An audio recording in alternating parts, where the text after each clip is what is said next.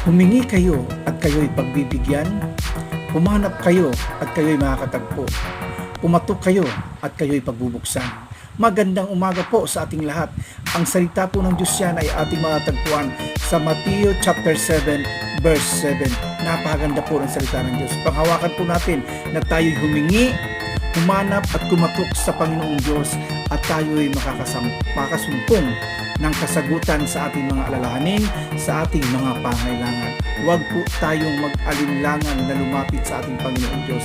Tandaan po natin, ang buhay po ay puno ng alalahanin at problema. Habang tayo nabubuhay, hindi po mawawala at mauubos ang problema. Pero may binigay na panangga ang Panginoong Diyos sa atin yan. Ang salita niya at ang panalangin sa Kanya at ang manalangin tayo sa Kanya. Tandaan nyo yan.